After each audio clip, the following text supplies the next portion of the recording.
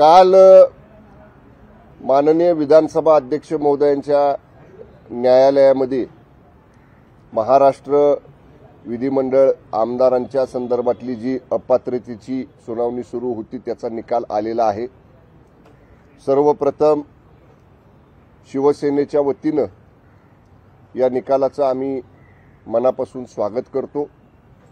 कायद्याच्या चौकटीत राहून विधिमंडळाचे जे नियम आहेत त्या नियमांचं तंतोतंत पालन करून घटनेनं ज्या काही तरतुदी या अनुषंगानं विधानसभा अध्यक्षांच्या करता या ठिकाणी ठेवलेल्या होत्या त्या तरतुदींचा कायद्याच्या चौकटीत वापर करून काल माननीय विधानसभा अध्यक्ष महोदयांचा निकाल आलेला आहे।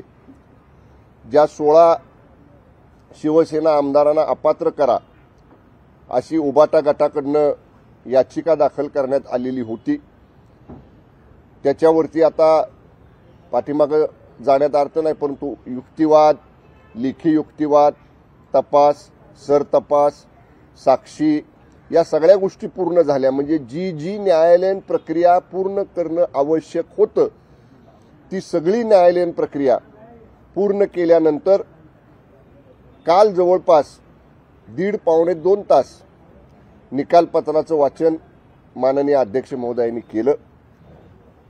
मूळ हा विषय आहे की 16 आमदारांना अपात्र करण्याची जी मागणी उबाटा गटाची होती ती कशी चुकीची आहे याचं विश्लेषण सुद्धा कालच्या निकालामध्ये झालेलं आहे। कारण कुठेही आम्ही सर्व जे आमदार 52-53 आमदार शिवसेनेचे आहोत त्यातले जे 40 आमदार माननीय मुख्यमंत्री एकनाथजी शिंदे साहेबांच्या नेतृत्वाखाली आम्ही काम करतोय। आम्ही कधीही शिवसेना सोडलेली नव्हती, शिवसेना सोडलेली नाही। आम्ही कधी आमचा वेगळा गट तयार केलेला नाही।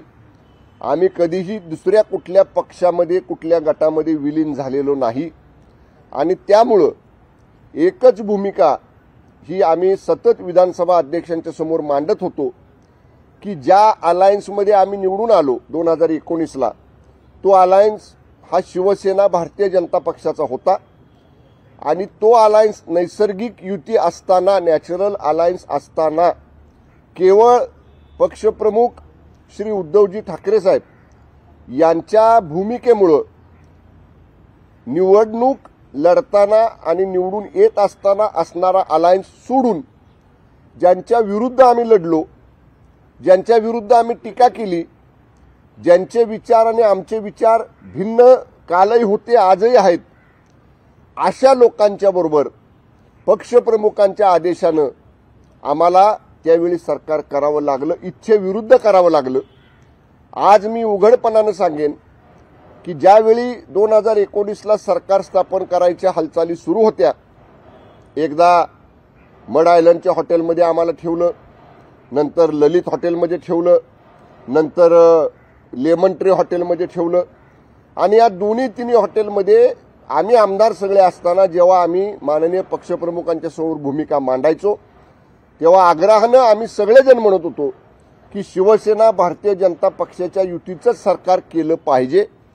हे झालं नाही। ह्या सगळ्या गोष्टी या वेळोवेळी आम्ही माननीय पक्षप्रमुखांसमोर मांडलेल्या होत्या, पण ठीक आहे ह्या गोष्टी झाल्या आणि आम्ही जो या ठिकाणी निर्णय घेतला, ज्या अलायन्समध्ये निवडून आलो त्याच अलायन्सचं सरकार करायचं। त्यामुळे कुठेही डिस्क्वालिफिकेशन किंवा अपात्रता याच्यासाठी आम्ही कुठेही त्याच्यामध्ये बसलेलो नाही आणि माननीय विधानसभा अध्यक्षांनी योग्य निर्णय काल दिलेला आहे। मी एकच जाता जाता स्पष्ट करेन की सतत कालपासून आम्ही ऐकतोय, मग उबाटा गटाचे प्रमुख माननीय उद्धव ठाकरे साहेब असतील, माननीय आदित्य ठाकरेजी असतील आणि त्यांचे विश्वज्ञानी प्रवक्ते नेहमी जे सकाळी 8 वाजता येतात ते असतील, ते मॅच फिक्सिंगचा आरोप करतायत।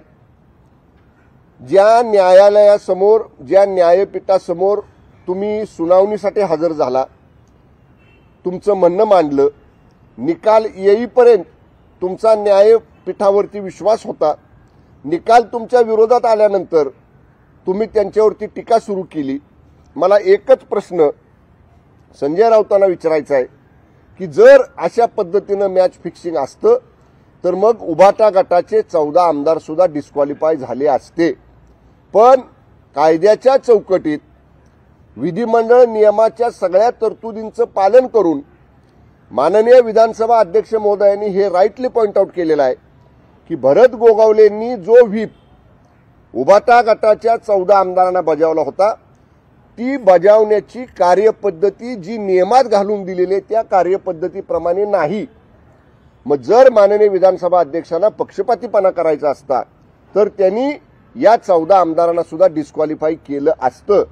याच कृतीवरनं हे स्पष्ट होतंय की न्याय देवतेच्या आसनावर बसलेले माननीय विधानसभा अध्यक्षांनी पूर्णपणानं पारदर्शकपणे नियमांचा आधार घेऊन विधिमंडळ नियमांच्या घटनेतल्या तरतुदींचा वापर करून हा निर्णय दिलेला आहे. आणि अशा पद्धतीनं न्यायपीठावरती टीका करण्यापेक्षा उभाटा गटाला इतर न्यायालयांचे दरवाजे खुले आहेत, त्यांनी इतर न्यायालयामध्ये जावं. कारण आता त्यांना बूस्टर डोस पवारसाहेबांनी कालच दिला लगेच उभाटा गटाला की असं वाटतंय, पवारसाहेब म्हणाले की कोर्टामध्ये ह्यांना न्याय मिळेल. त्यामुळे आता तो बूस्टर डोस जो नेहमी उभाटा गटाला पवारांच्याकडनंच मिळतो, राष्ट्रवादीकडनंच म्हणजे पवारांच्या शरद पवार साहेबांच्या राष्ट्रवादीकडनं मिळतो, तो आता डोस त्यांना काल मिळालाय. त्यामुळे आता त्यांनी जरूर न्यायालयाचे दरवाजे ठोठावावेत. आम्ही सुद्धा जेव्हा केव्हा हे प्रकरण पुन्हा न्यायालयामध्ये जाईल आम्ही आमची बाजू भक्कमपणानं न्यायालयामध्ये मांडू. आता या सुनावणी प्रक्रियेतनं आम्ही काल सगळेजण मोकळे झालेलो आहोत. आमचे आता शिवसंपर्क अभियान माननीय मुख्य नेते आमचे एकनाथजी शिंदे साहेबांचं राज्यभर सुरू आहे. येणाऱ्या 14 तारखेला संपूर्ण महाराष्ट्रामध्ये एका दिवशी प्रत्येक जिल्ह्यामध्ये शिवसेना, भारतीय जनता पक्ष, राष्ट्रवादी काँग्रेस पक्ष आणि आमचे जे अलायन्स आहेत, जे मित्रपक्ष, घटक मित्रपक्ष महायुतीमधले आहेत, त्या प्रत्येकाचा प्रत्येक जिल्ह्यामध्ये एक संयुक्त महामेळावा आम्ही घेणार आहोत. त्याच्या तयारीला आम्ही सगळेजण लागलेलो आहोत. आम्ही निश्चितपणे अतिशय वेगानं शिंदे साहेबांच्या, फडणवीस साहेबांच्या आणि मान्य दादांच्या नेतृत्वाखाली इथून पुढे काम करू. आणि ज्यांना टीका करायची आहे त्यांनी टीका करत राहावं. माननीय शिंदे साहेबांच्या आदेशाप्रमाणे चांगल्या कामातनं आम्ही त्यांच्या प्रत्येक टीकेला उत्तर देऊ. धन्यवाद.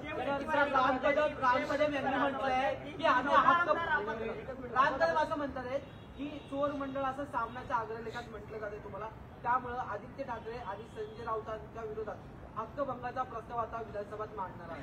मी देखील हे वक्तव्य काल केलेलं आहे. काल जेव्हा माझ्या सुद्धा हे पाहण्यात आलं की अतिशय असंसदीय शब्दांचा वापर राऊतांकडनं झाला, आदित्य ठाकरेंकडनं झाला, म्हणून मी मगाशी म्हटलं न्यायपीठ तुम्हाला निकाल देईपर्यंत तुमचा विश्वास आहे आणि न्यायपीठाचा विश्वास मेरिटवर तुमच्या विरोधात गेल्यानंतर तुम्ही जर त्यांच्यावरती अशी असंसदीय भाषेमध्ये, अवमानास्पद भाषेमध्ये तुम्ही ही टीका करता, ही गैरलागू आहे. आणि म्हणून मी कालच मत व्यक्त केलेलं आहे की त्यांच्यावर निश्चितपणानं हक्कभंग विधानसभेत आणावा लागेल. माननीय राम कदम साहेब जसं म्हटले तसं हक्कभंग आणण्याच्या दृष्टीनं आमची कार्यवाही सुरू झालेली आहे. असं म्हणतात की 14 आमदार जर अपात्र केले असते तर ठाकरे गटाला परत एकदा सहानुभूती भेटली असती, त्याचा फटका शिंदे गटाला याचबरोबर महायुतीला झाला असता. यामुळे ठाकरे गटाचे 14 आमदार अपात्र केले नाहीत, तसं बघता. विजय वडेट्टीवारांना काय म्हणायचं हा त्यांचा प्रश्न आहे. 14 आमदारांच्या बाबतीत मी स्पष्ट सांगितलं मगाशी, माननीय विधानसभा अध्यक्ष महोदयांनी सांगितलं की व्हीप बजावण्याची कार्यपद्धती विधानसभेच्या हिरव्या पुस्तकाच्या नियम पुस्तकामध्ये नमूद केलेली आहे. ती प्रोसिजर फॉलो केलेली नाही, ती कार्यपद्धती फॉलो केलेली नाही आणि म्हणून ते डिस्क्वालिफाय होत नाहीत. हे माननीय विधानसभा अध्यक्षांच्या निकालामध्ये स्पष्ट आलेलं आहे. त्यामुळं आता केवळ असं केलं तर असं का नाही केलं आणि असं केलं तर याच्यामुळं केलं, ही विरोधकांची नेहमीची पद्धती आहे. मी म्हणतोय ना, त्यांना जे म्हणायचे ते म्हणू द्या. आम्ही चांगल्या कामातनं त्यांना उत्तर देऊ. कोणतीही कारवाई न केल्यामुळे या निकालाचा चुकीचा पायंडा पडू शकतो अशी भीती ठाकरे गटाने व्यक्त केलेली आहे. 16 आमदारांवरती कोणतीही कारवाई न केल्यामुळे भविष्यामध्ये या निर्णयाचा चुकीचा पायंडार देशभरामध्ये पडू शकतो अशी भीती विरोधकांनी व्यक्त केलेली आहे. कसं पाहता? नाही, हे बघा, आमदार डिस्क्वालिफाय करायचे पूर्ण अधिकार हे घटनेनं नियमानं विधानसभा अध्यक्षांना दिलेले आहेत. मी सांगतो ना, काल अर्ज आला आणि आज निर्णय झाला असं नाही. गेली वर्षभर मी मगाशी म्हटलं तसं त्याच्यावर सुनावणी सुरू आहे, लेखी युक्तिवाद सुरू आहे, तपास सुरू आहे, सरतपास सुरू आहे, साक्षी सुरू आहेत. ह्या सगळ्या गोष्टी बघून मेरिटवर निर्णय झालेला आहे. त्यामुळं मेरिटवर असणारा निर्णय काल माननीय विधानसभा अध्यक्ष महोदयांनी सुद्धा सांगितलं की मी घेतलेला निर्णय हा कायद्याच्या चौकटीत घेतलेला निर्णय आहे, मेरिटवर घेतलेला निर्णय आहे. त्यामुळं हा निर्णय निश्चितपणानं वरच्या कोर्टामध्ये सुद्धा ग्राह्य धरला जाईल, वरच्या कोर्टामध्ये सुद्धा टिकेल याचा आम्हाला विश्वास आहे. तुम्ही म्हणाले की नैसर्गिक युती तोडून ज्यांच्या विरोधामध्ये तुम्ही लढला त्यांना त्यांच्यासोबत आम्हाला जावं लागलं म्हणून हे मान्य नव्हतं असं तुम्ही अध्यक्षांना वारंवार सांगत होता. अध्यक्षांना नाही, आमच्या पक्षप्रमुखांना. सुनावणी दरम्यान हा, आता अजित पवार तुमच्या सोबत आलेले आहात, त्यांना कसं मग सामावून घेतलं? ज्यांना माननीय पंतप्रधान नरेंद्र मोदी साहेबांचं नेतृत्व मान्य आहे, देशाची प्रगती जी माननीय मोदी साहेबांच्या नेतृत्वाखाली सुरू आहे, राज्यामध्ये अजितदादा सरकारमध्ये येण्यापूर्वी माननीय शिंदे साहेबांच्या आणि माननीय फडणवीस साहेबांच्या नेतृत्वाखाली जी प्रगती सुरू होती त्याला मदत करण्यासाठी, त्याला अधिक भक्कम करण्यासाठी, त्याला पाठबळ देण्यासाठी जे लोक या महायुतीमध्ये येतील त्यांना सामावून या ठिकाणी आपण घेतलेला आहे. आणि माननीय दादांनी सुद्धा वेळोवेळी सांगितलेलं आहे की 2019लाच शिवसेना, भारतीय जनता पक्ष आणि राष्ट्रवादी काँग्रेसची युती होणार होती. आम्हाला सह्या करायला लावल्या होत्या, परंतु ऐनवेळी तो निर्णय बदलला गेला. त्यामुळे मूळ 2019 पासूनच ही प्रक्रिया राष्ट्रवादी काँग्रेसच्या अंतर्गत गटामध्ये सुरू होती. तिला आता फक्त मूर्त स्वरूप काल अजितदादांच्या निर्णयानं आलेलं आहे. कालच्या निर्णयानंतर तो निर्णय खरा की खोटा हे तिथल्या 40 आमदारांनी आपल्या अंतरात्म्याला विचारावं. हे वाचन करत होते ते चोरांचं वकीलपत्र घेऊन वाचन करत होते अशी टीका संजय राऊत. आम्ही संजय राऊतांना आता फारसं महत्व देत नाही. मी नेहमी तुम्हाला सांगतो, सकाळचा 8चा भोंगा याला महाराष्ट्रातली जनता आता कंटाळलेली आहे. आणि आज या मुलाखतीच्या या इंटरव्ह्यूच्या माध्यमातून मी सुद्धा आपल्या वाहिन्यांच्या प्रतिनिधींना विनंती करेन, तुम्ही सहज सुरुवातीला संजय राऊत बोलायचे त्यावेळेचा तुमचा टीआरपी काढा आणि आता संजय राऊत बोलतात त्यावेळेचा तुमच्या चॅनेलवाल्यांचा टीआरपी काढा. संजय राऊतांना महाराष्ट्र गांभीर्यानं घेत नाही. ते विश्वज्ञानी आहेत. त्यांना वाटतं मला विश्वातलं सगळ्यात जर कोणाला जास्त ज्ञान असेल तर मला आहे. त्यामुळे ते बोलतात, त्यांना वाटतं मी बोलतो ते सगळं खरं आहे. त्यांना जे काय बोलायचे ते बोलू द्या. आम्ही 40 आमदारांनी जो निर्णय माननीय शिंदे साहेबांच्या नेतृत्वाखाली घेतलेला आहे तो निर्णय जो वंदनीय शिवसेना प्रमुखांचे ज्वलंत हिंदुत्वाचे विचार आहेत त्या विचाराला अनुसरूनच आहे.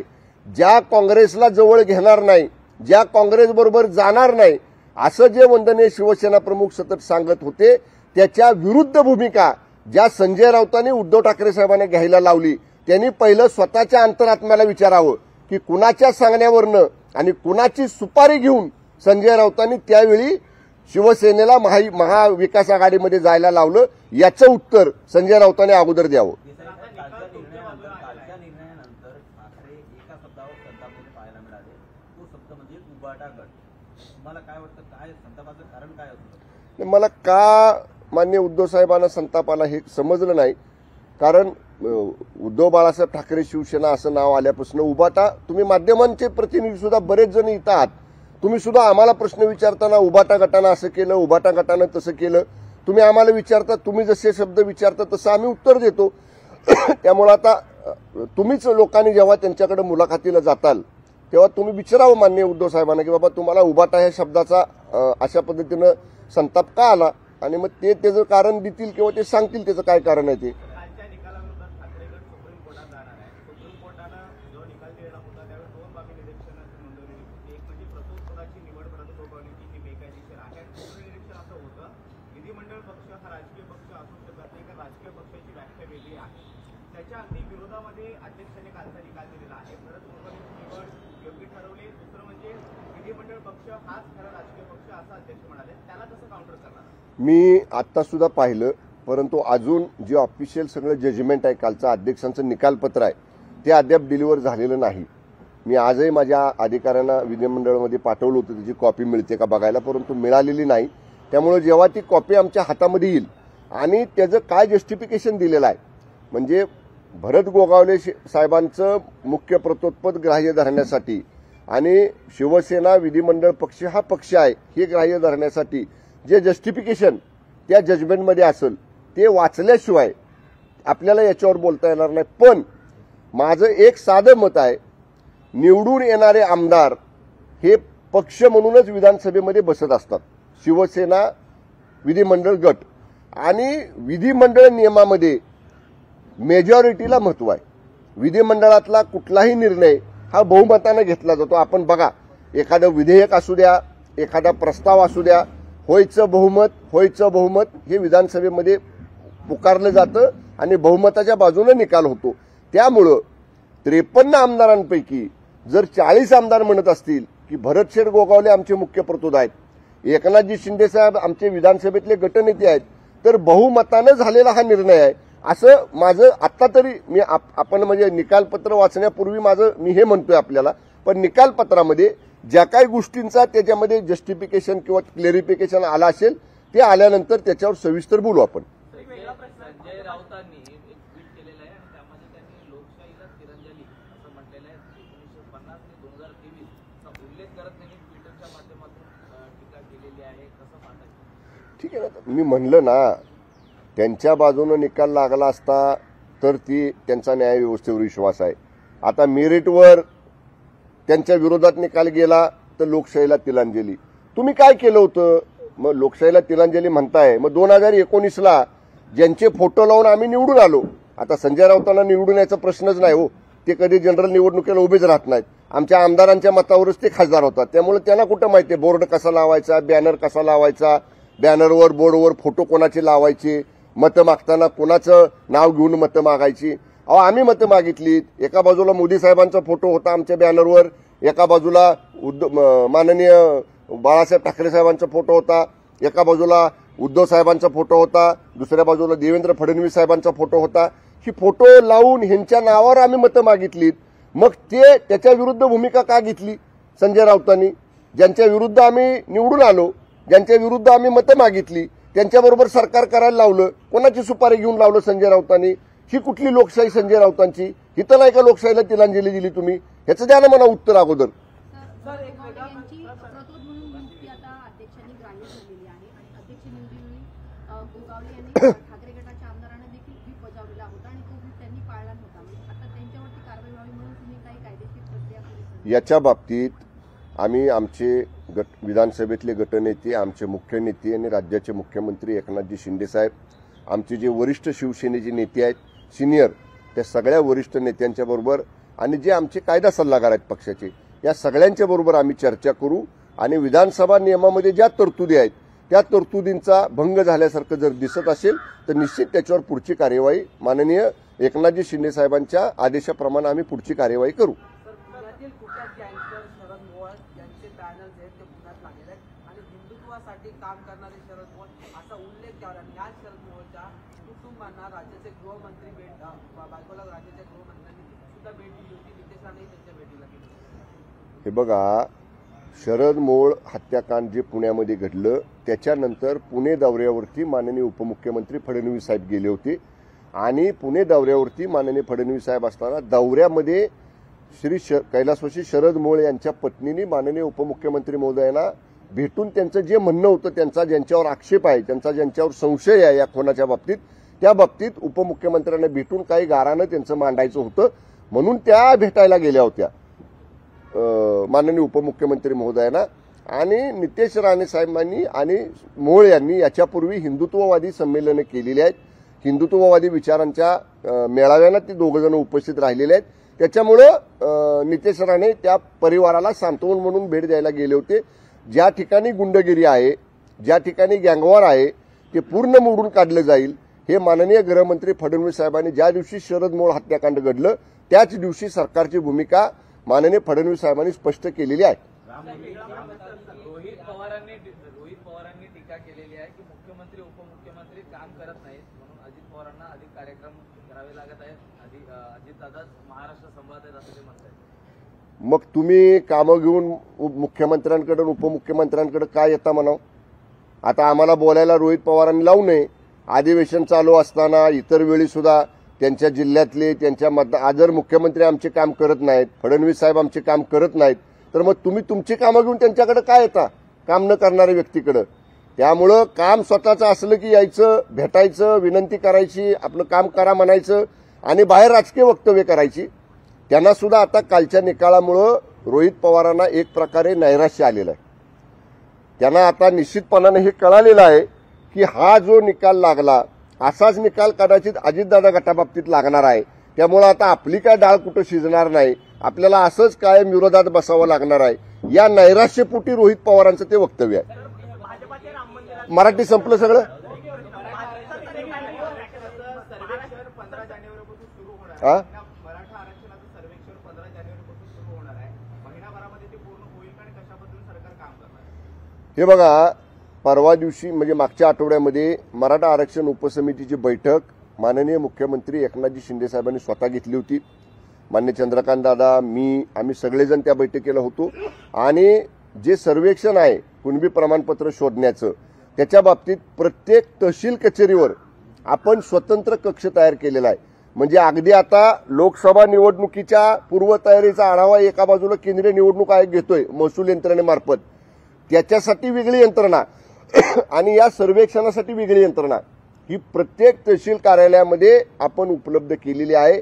मोठ्या प्रमाणामध्ये त्यांना या ठिकाणी या कुणबी प्रमाणपत्राचे जे काय प्रस्ताव येतील त्या नोंदी शोधण्याचं काम प्रत्येक तहसील कार्यालयामध्ये सुरू आहे आणि मुदतीमध्ये हे करण्यासाठी जी त्यांना हेल्प पाहिजे आहे किंवा जे त्यांना खाली महसूल यंत्रणेला मदत हवी आहे, जे सहाय्य हवं आहे, ते सगळं करण्यासाठी सरकारनं सर्व विभागीय आयुक्तांना माननीय मुख्यमंत्री महोदयांनी त्या बैठकीमधूनच आदेश दिलेले आहेत.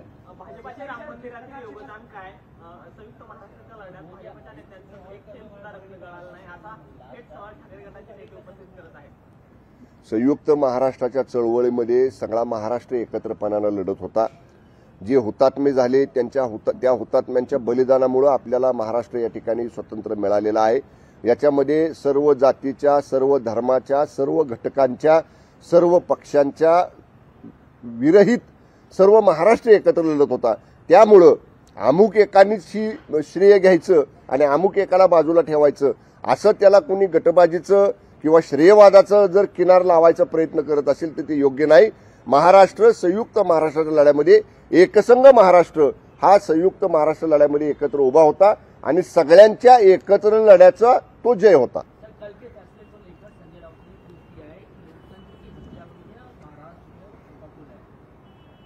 देखिए, पहले मुझे कल का जो फैसला आया वो जो कॉन्स्टिट्यूशन ने अधिकार विधानमंडल को दिया है, विधानमंडल के स्पीकर साहब को दिया है, महाराष्ट्र विधानमंडल का जो कायदा बुक है उसमें जिसकी तरतूद है उसके तहत माननीय विधानसभा अध्यक्ष महोदय ने कल का डिसीजन दिया है. हम शिवसेना की तरफ से माननीय अध्यक्ष महोदय के डिसीजन का आदर करते हैं, स्वागत करते हैं और उनके आदेश का हम लोग पालन करेंगे. जो उबाटा गट के नेता ने ऐसा भाष्य किया है कि लोकशाही का यहाँ पे खून किया गया है, तो मुझे उनसे ये कहना है कि अगर कायदे का पालन करके कॉन्स्टिट्यूशन में दिए हुए अधिकारों का पालन करते हुए विधानमंडल नियमों का पालन करते हुए एक डिसीजन अगर विधानसभा अध्यक्ष महोदय लेते हैं तो उबाटा गट के नेता उसे लोकशाही का कत्ल कैसे कह सकते हैं. अगर उनका ये कहना है तो मेरा उनसे ये सवाल है, 2019 में जब अलायंस करके हम लोग शिवसेना भारतीय जनता पार्टी का अलायंस करके हम लोग चुनाव को सामने गए थे, चुनाव हम अलायंस करके जीत गए थे. हमारे शिवसेना के उम्मीदवारों के बोर्ड पर भारतीय जनता पक्ष के नेताओं का फोटो था और भारतीय जनता पक्ष के नेताओं के बैनर पर शिवसेना के नेताओं का फोटो था. दोनों मिलके युति करके हम लोग ने वोट मांगे हैं और युति की तरफ जो मैंडेट था 2019 का वो मैंडेट महाराष्ट्र की जनता ने दिया था. उसके टोटल अपोजिट डिसीजन उबाटा गट को लेने को किसने फोर्स किया, जिन लोगों के खिलाफ हम लोग ने चुनाव लड़ा था उनके साथ में गवर्नमेंट फॉर्म करने का डिसीजन कैसे हुआ, इसके बारे में पहले उबाटा गट के नेता ने क्लेरिफिकेशन देना चाहिए। सही बात कहे तो 2019 का महाविकास आघाड़ी करना यही पहली बार लोकशाही का कत्ल करने की कृति उबाटा गट ने पहले महाराष्ट्र में की है।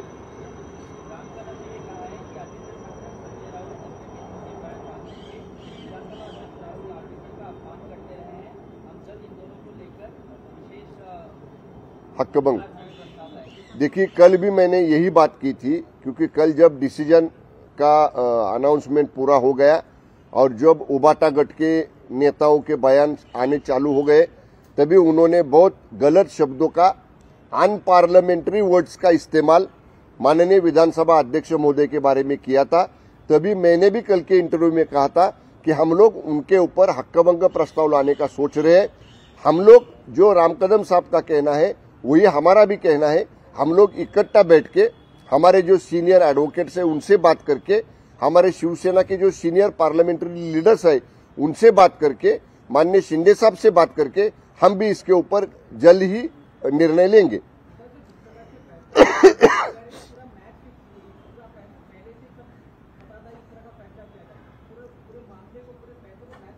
तो 2 दिन पहले तक उबाटा गट के नेता क्यों कह रहे थे सुनावनी के दरमियान कि हमारा न्याय व्यवस्था पर विश्वास है, हमको जरूर न्याय मिलेगा।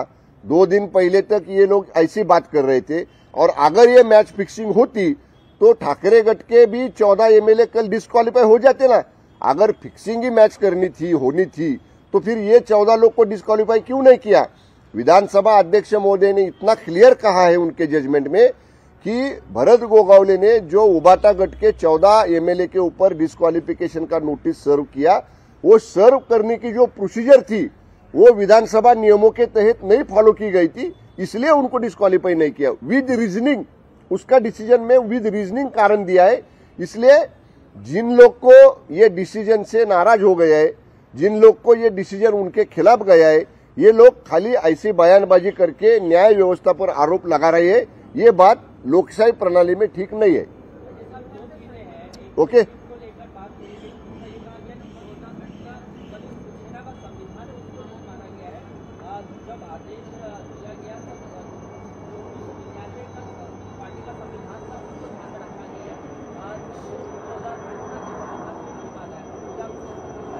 देखिए कौन सी भी पार्टी में जो पार्टी का रेजोल्यूशंस है, जो पार्टी की घटना है, उसमें चेंज होता है या पार्टी के ऑफिस बेयरर्स में चेंज होता है, तो वो चेंज विधानसभा अध्यक्ष महोदय को नोटिस में देना चाहिए था। केंद्रीय निवडणूक आयोग, सेंट्रल इलेक्शन कमीशन को, स्टेट इलेक्शन कमीशन को, उनको सबमिट करना चाहिए था। ऐसा कुछ भी हुआ नहीं है।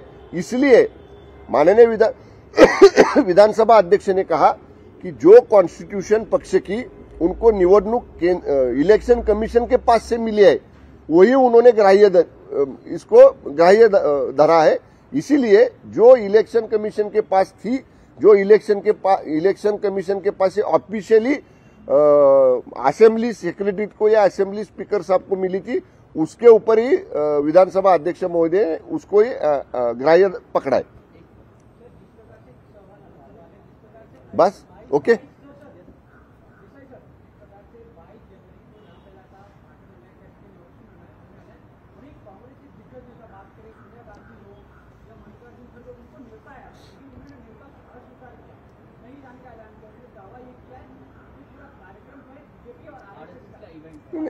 ऐसा नहीं है। ये जो राम लल्ला की मूर्ति का, भगवान राम की मूर्ति का प्रतिष्ठापना हो रहा है, ये पूरे देश का उत्सव है। इसमें किसी ने जात पात, पार्टी लाइंस को छोड़ के, भगवान राम तो सभी के हैं, सभी के हैं। इसलिए अगर गवर्नमेंट की तरफ से किसी नेता को, किसी पार्टी प्रमुख को ऐसा इनविटेशन आता है, तो बड़े दिल से वहां जाके रामलल्ला का दर्शन सभी ने करना चाहिए। इसके ऊपर ये किसी पार्टी का फंक्शन है, ये किसी गुट का फंक्शन है, ऐसा इसके ऊपर कहना ठीक नहीं। भगवान राम, भगवान श्री राम ये पूरे देश के, पूरे जग के हैं। इसीलिए उनका दर्शन करने के लिए जिन जिन को न्योता मिला है वो भाग्यवान है। जिनको न्योता मिला है वो जाके वहां जरूर प्रभु रामचंद्र का दर्शन करना चाहिए. Okay, thank you. शेवटचा मराठीतला प्रश्न आहे. ठाकरेंवरती घराणेशाहीचा आरोप झाला होता. त्याच पद्धतीने आता ठाकरेंच्या नेत्यांकडनं देखील श्रीकांत शिंदे जे खासदार आहेत त्यांचा प्रश्न उपस्थित करत मग हे घराणेशाही नाही का असा प्रश्न उपस्थित करत आहेत. नाही, घराणेशाहीचा विषय जो पक्षांतर्गत आहे, पक्ष कोणाचा, इथं लोकशाही पाहिजे ना. पक्षाचे जे सदस्य आहेत, पक्षाचे जे नेते आहेत, पक्षाचे जे उपनेते आहेत, पक्षाचे जे जिल्हा प्रमुख आहेत, त्यांनी ठरवू दे ना की महाराष्ट्राचा प्रमुख आम्हाला कोण पाहिजे, देश पातळीवरचा पक्षाचा प्रमुख कोण पाहिजे. श्रीकांत शिंदे साहेबांच्या बाबतीत म्हणाल तर ते लोकांच्यातनं निवडून आलेत. तुमच्यासारखं स्वतःला निवडून यायला 2 विधान परिषदेच्या आमदारक्या नाही द्याव्या लागलेल्या श्रीकांत शिंदे साहेबांना. त्यामुळे ज्यांनी कुणी म्हणलंय नाही की श्रीकांत शिंदे साहेबांकडे बघा, श्रीकांत शिंदे साहेब लोकशाही मार्गाने निवडणुकीला पुढे गेले, प्रचंड मताने निवडून आले. त्यांना कुठली साधी एखाद्याला नगरसेवक पद सुद्धा द्यावं लागलं नाही स्वतःला निवडून येण्यासाठी. पण दुसऱ्या बाजूला ज्यांना विधानसभेला पहिल्यांदाच निवडून यायचं होतं, एवढा सुरक्षित मतदारसंघ शोधला, तरी सुद्धा तिथल्या 2 दिग्गजांना पक्षाच्या 2 विधान परिषदेच्या आमदारक्या द्याव्या लागल्या. याच्यावरनं तुम्ही ओळखा लोकशाही कशी आहे ती. Okay, thank you. लोकशाही मराठी ऐका, पहा, जागरूक रहा.